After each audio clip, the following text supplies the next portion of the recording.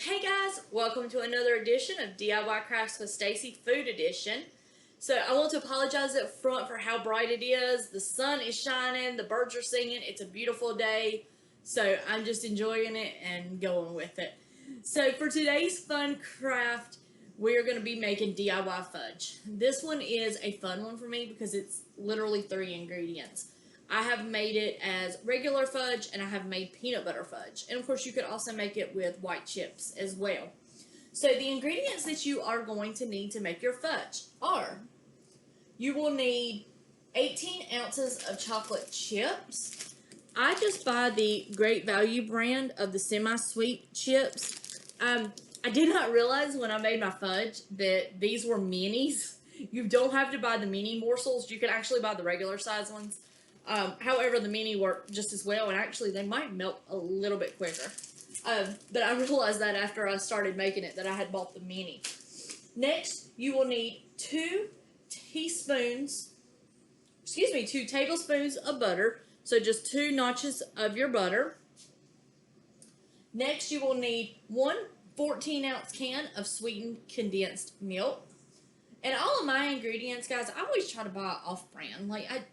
The name brand's the exact same thing, so why spend the extra money for a name? I try to go as inexpensive as possible when I do my crafts, and I'm all about buying the Great Value or IGA off-brand. So next, you will also need a pan to put it in. I like to do these throwaway tin pans. I don't even use the lid. I actually just leave the lid attached to the back of it. But I think they work great. I mean, they're just quick and easy, especially if you're going to be taking them to a family event like Easter or Christmas. I mean, you can leave it right in the tin and just put the lid on it. Next, you will need your wax paper to line your pan. It does work. If you are planning on taking the fudge out of the pan, this is what the wax paper is for. That way you can just pull it out and it will work a little bit easier.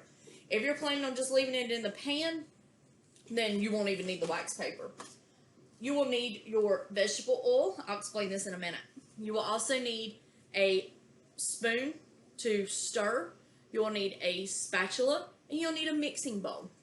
So what you'll do is you'll put all of your ingredients. You'll put your butter, your milk, and then your chocolate chips in a bowl together. Don't stir them at this point. You put them in your microwave for 2 minutes. After that 2 minutes, you'll stir them. If they're not still fully melted, you will want to put them in there for an additional 30 seconds at a time. So, cooking spray is going to come in handy for 2 reasons. Reason number 1, I use an oversized spoon to stir mine. So I actually, to keep the chocolate, the milk, and the butter from sticking to the spoon, I actually spray my spoons with cooking spray before I stir it. Believe it or not, it actually helps. So, because once you finish stirring and you hold the spoon up, it slides right off of it. So, that is reason number 1 for the vegetable spray. So, reason number 2 you'll use the vegetable spray is what you'll want to do is spray this in your pan, especially if you're going to use the wax paper. And then what you'll want to do is spray it in the pan, just a light glazing. You don't need a lot. And this is just so the fudge will come out a little bit easier. So what you'll do is after you microwave it, you pour it in your pan. You want to put in you can actually put it in your freezer or your refrigerator. You can put it super quick in the freezer, and then it takes a little bit longer when it's in the refrigerator. So all you need to do is put it in there, let it harden up, pull it out, and cut it, and it's ready to serve. So for today's, I made a regular chocolate. I have not cut it yet. Mine, I did just make this morning, so it was fresh for the weekend. So I've got to let mine harden for just a little bit longer, so I haven't cut it. But look how delicious that looks, guys. Oh, I'm so excited to dig into this, and oh, it smells so good. I absolutely love fudge. I don't make it that often, and I love it when I do get to make it. So I hope you'll get to enjoy this. Bring in the nieces and nephews. Bring in the grandkids. Let it be a fun, intergenerational craft to make. Let them get involved and get messy and have fun with it. But I hope you enjoy it as much as we do.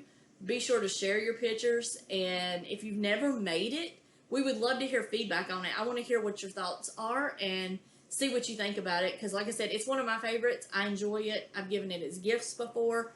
So, I mean, it makes great teacher's gifts or, you know, people at church, family, friends, neighbors. It's an El Quico gift. It, like I said, I made it one year for Christmas gifts for everybody, all of our friends, our family, and it was the best idea ever. All I had to do was buy all of the off-brand ingredients. I saved a ton of money doing that, and it was quick. I was able to get it all mixed together, and while some pans were hardening, I was mixing the rest. So give it a try. Let us know what you think, and we will see you next time on DIY Crafts with Stacey. Hope you guys do good. Thank you.